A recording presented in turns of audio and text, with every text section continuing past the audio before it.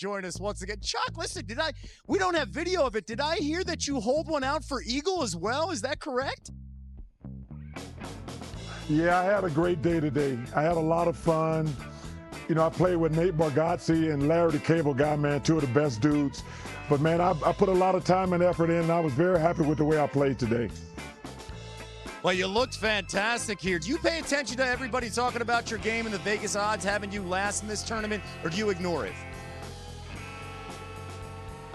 Well, I don't want to come in dead last. That was my goal probably for, like, not the last couple of years, but 5 years before that. I just didn't want to come in dead last. But you know what?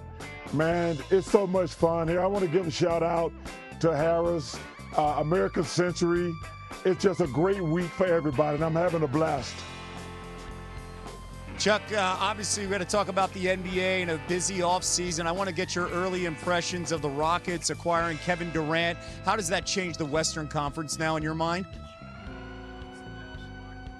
Well, the Rockets look great on paper. You know, Kevin's a great player. I thought the Nuggets got better. You know, they had to add some depth. You know, OKC is the best team in the world. We know that for a fact. But I thought the Rockets they're having a great summer. I think the Nuggets are having a great summer. The East is going to be crazy. I mean, if you would ask me right now who was going to win the East, I could put a bunch of teams in his hat and pull one and make a good case for anybody. So the East is going to be amazing. But everybody trying to gain on OKC. I saw they signed their 3 best players, but they're going to be tough to beat. But the Rockets and the Nuggets had a great summer. All right, I got to ask you, what's a bigger surprise? You eventually now and inside the NBA coming to ESPN and you working at ESPN, or Michael Jordan joining NBC as a studio analyst? The biggest upset, which one? Probably, well, number one, it's going to be an honor and a privilege to work for ESPN. They're the greatest sports network ever. And now, obviously, I was surprised that Michael's going to do NBC, but I think it's great for the NBA. In my opinion, no disrespect to Kobe or LeBron, I think Michael's the greatest player who ever played. And if you can have that guy part of your basketball family on a more relevant basis, it's going to be really cool. And yeah, I'm shocked. I got to admit I was shocked because he probably had many times to come back. But you know what? It's great for the NBA. Well, it's great to have you guys as part of our family, but we have to talk about one issue. You're joining ESPN, but Dan Orlovsky was pretty ticked off that you won a Sports Emmy over him. Do you have anything to say to our guy Dan Orlovsky after you beat him out on a Sports Emmy? Well, first of all, I want to say welcome back, Jay Harris, one of my favorite people at ESPN. Glad to have Jay back. Listen, Dan. Yes. Relax. You're going to win, Dan. I always send Dan texts. He does a fabulous job on NFL Live. I don't know why he's mad at me. I don't get a vote. He should be mad at the other people who voted for him. But you know what's crazy? I thought it was stupid. I thought it was stupid that we got paid a lot of money to talk about sports. Now I think it's even more stupid than giving us trophies. So, Dan, relax. Well, Chuck, hit him straight. And by the way, I love your sentiment with our guy, Jay Harris. Great to see him back and healthy. We all love Jay. And by the way, welcome to the ESPN family, the entire Inside the NBA crew. Thank you so much for joining us. And you're not gonna finish last in Tahoe. I promise you that. I promise you that. I'm honored to come work for ESPN. Thank you. Jonathan in Maryland's been hanging on. Phone lines are lit, by the way, which I think is awesome. Since we all will be tomorrow. What's going on, Jonathan? What? Is this thing on? This is definitely on. You're in vacay mode. What's up, Jonathan? I was wondering, take out the team, the NBA team that you root for. I'm a Celtics fan. Take that out of the discussion, just based on what you think would be good for the stories for the NBA. Is it not obvious that LeBron needs to go to Cleveland, win a championship, and end his career there? I mean, the East is weak. I'm a Celtics fan. We're not going to be good this year. He needs to go to Cleveland, win a championship, retire, and that ends it. Isn't that the only possible option? He's not going to win one in LA. I said First of all, you know, I guess. I mean, if you're from Ohio, you know what I mean? It's perfect for them. If you're New York, what better way is than to go to New York, do it in the Mecca, and get the Knicks in the Canyon of Heroes? That is true. I mean, and suddenly he's a guy that that there's a meal that he won't ever purchase again. Katz's Deli? In New York, Miami, hometown of Cleveland, Ohio, or I guess home state of Ohio, and here in Los Angeles. I mean, to be very honest with you, Jonathan, that's what I'm thinking. You know, like yeah, but you're go a to Knicks the fan, Knicks. so you would think that. Well, I mean, I guess it's storybook, right? That the kid from Akron, who actually did one for Cleveland before he retires, goes back to Cleveland. But you know, that's my 2 cents on it, and I appreciate the call and the food for thought, Jonathan. You know, I mean, but DeAndre Ayton is coming. Like that business with it is the Dodgers cap an indication of his thoughts. But yeah, what's happening? No, I know that. And so what? 2-year deal. They now have the 1st and 3rd overall picks of the 2018 NBA draft. This is now the 9th first overall pick that LeBron has played with. Is that right? And maybe, you know, he'll take Spike Zempic, but for his attitude. Right? Sure. Luka's got on Spike Zempic for the Mavericks. People who are like, you drink too much. You're not taking care of your body. He's European. You're always falling apart at the end of the season. Take care of your body now. You know? So he's on Spike Zempic. He looks great. Maybe DeAndre Ayton can take, you know, what like Moda Zempic? You know? Attitude Zempic. Attitude Zempic? Yeah. That's, I don't know.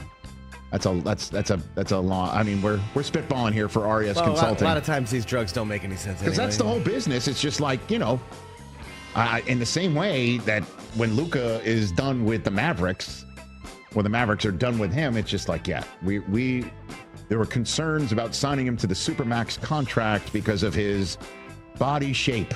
Conditioning. To use an old ESPN2 phrase. You know, body shaping. You're not going to see Luka on body shaping. In 1997 on ESPN2 at 10:30 in the morning. Luka and Kiana Tom. You know I'll say your name one more time. Corey Anderson. Flex appeal. And you're hearing, you know, Ayton had a terrible attitude, complained when he was taken out of games, slam chairs, late for flights, late for meetings. Yeah. Brockman does that when we go to break sometimes, so he slams chairs. So hear me out. Like my take. Let's say DeAndre Ayton plays to his capabilities. Okay. Can we just do this right? Sure. Him, Reeves, Rui, LeBron, Luka, you know, year 2 of Connect. Where else am I going here? Add another player here or there. Yeah. I mean, you're not. That's not the top. Who am I? I pick up what you're putting Bronny. down. Stop it. I'm picking up what you're putting down. I'm putting together a team that last year that's a top 6 in the West. Overperformed, right? Like that's a playoff team. Sure.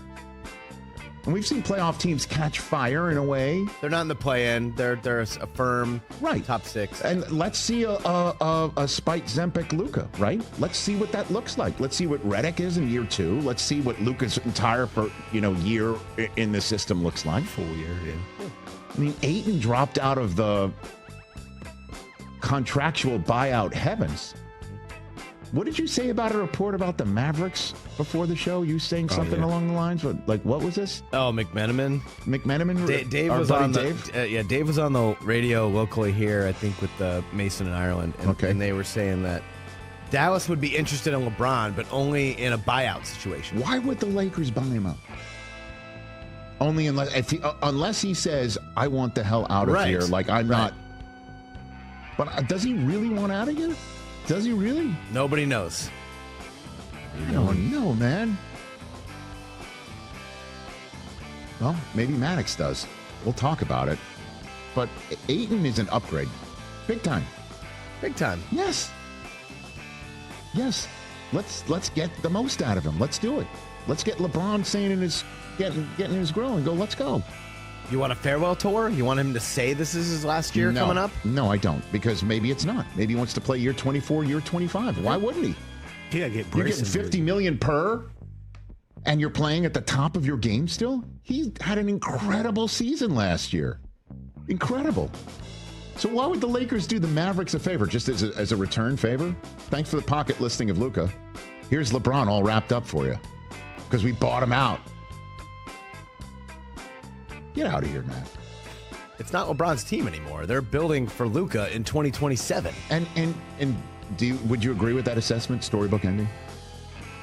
Storybook ending to go back to Cleveland? Yeah. Would you agree with that assessment? Yeah. Cleveland has the second best title odds.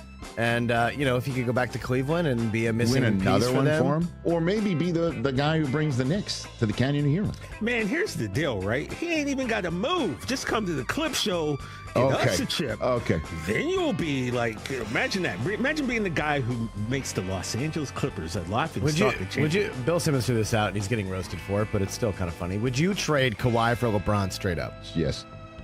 Yeah. Did I You stutter? would. Both of you would. You know I love Kawhi.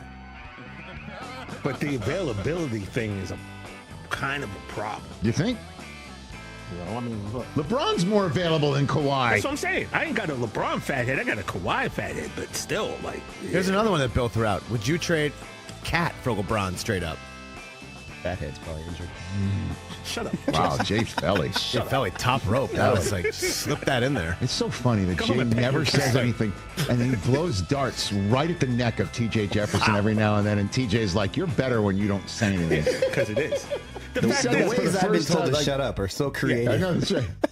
Because I hyped him up, right? You don't understand. Not like to get Archie to Edith Bunker. I try to for an hype old him school up reference. to speak, and when he does, he tries to come for the king. Like Cat for LeBron. Would you do it? No. That's a yes. No, I would not. Oh, okay. Interesting. No, oh my, come on. You know, LeBron's not playing much D. Who's playing? I mean, they did get another center, right? Yabusele? Yeah, from the Sixers. Catch the Rich Eisen Show live weekdays from 12 to 3 p.m. Eastern on Roku Sports Channel in the U.S. Most expensive divorce in NBA history. Some of the latest news. The Suns are buying out Bradley Beal's contract. He's owed $161 million. I was like, what? I was like, hold on. Okay.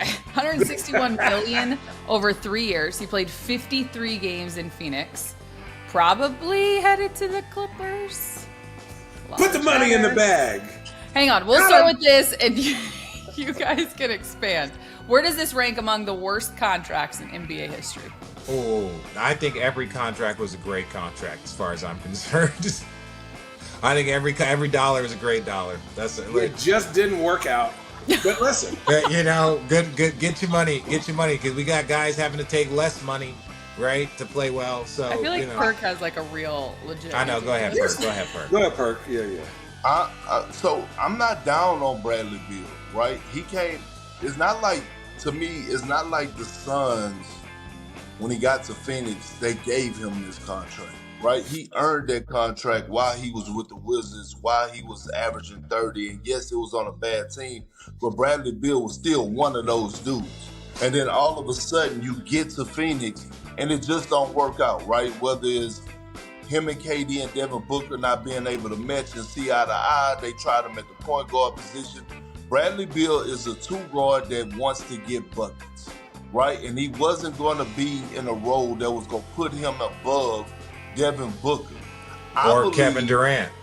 Or Kevin Durant, right. So I believe the buyout is right. I think that's the right move because he has a no-trade clause. And I think that whether he ends with the Clippers, or I think he should really consider going to Milwaukee, right? And if he does, then we're going to see the Bradley Beal that we've seen of old. Like, we all know, think about this for a second.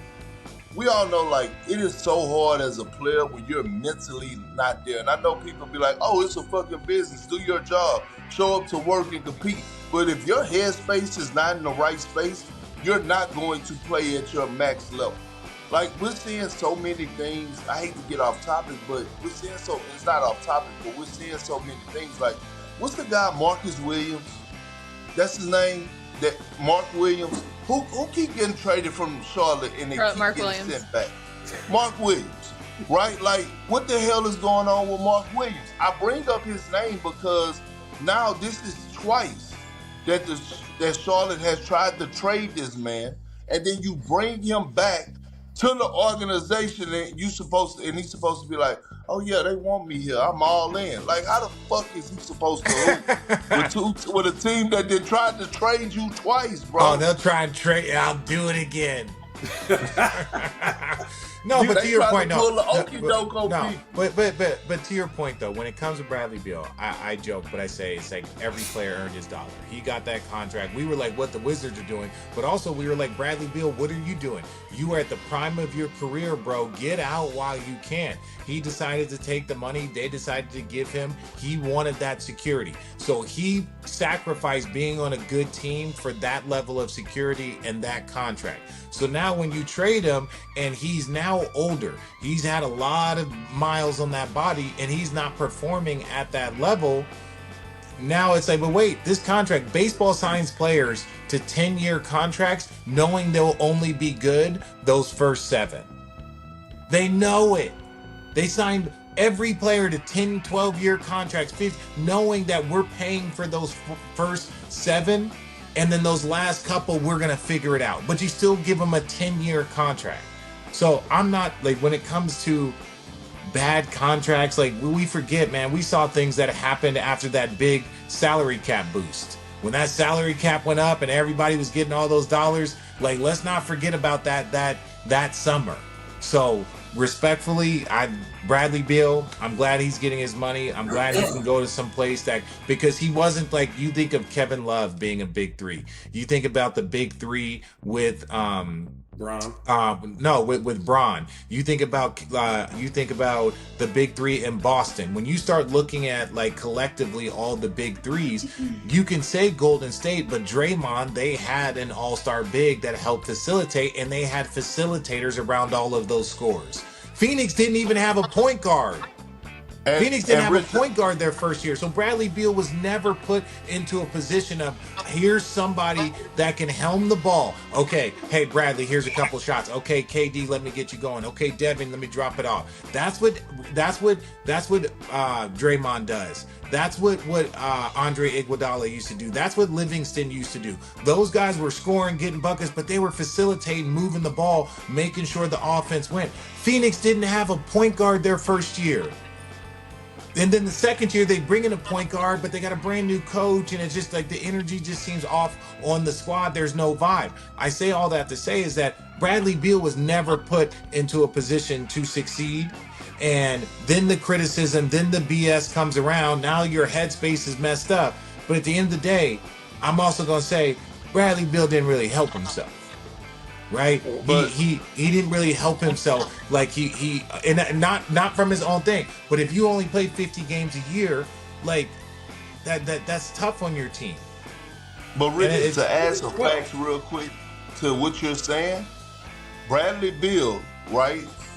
Like his career high in scoring was in 2020 and 2021, where he averaged 31 points. And when you talk about that facilitator, you know who his teammate was at that time, at that year, under Scott Brooks, who averaged a triple-double? It was Russ. Like, so when you talk about what he needs to get him going, with Russell Westbrook in 60 games, Bradley Beal in 2020 and 2021, he averaged 31, a career high. So yes, he's a guy that needs to have a facilitator to get him buckets the way that he plays. So don't compare his 31 points a game in the $200 million contract to the environment that he's in right now. Kevin Love, same way. Way that Kevin Love could do what he was doing in Minnesota, this wasn't the same environment. Same that Chris Bosh, what he was doing in Toronto, leading teams to the postseason, and then go down to Miami, he's got to sacrifice. He's got all of these shooters and all of these dudes. Every situation changes into something different depending on the environment that you're in. And like Bradley Beal was not put in a position to succeed. Who did well in Phoenix? And this is the whole point, right? We're all saying the same thing. I don't know anybody on that team where I go, hey, like, I think I'm seeing the best out of that player. That when there's dysfunction, right, from the top to the bottom, none of the players are going to be successful. So, yes, it sucks that Bradley Beal was the short end of the stick, right? But that's what happens. Now, do I think that Bradley Beal is going to go to the Clippers and make the Clippers this all-time team? Not really. Do I think he'll be better than last year? Clippers or Bucks? Huh?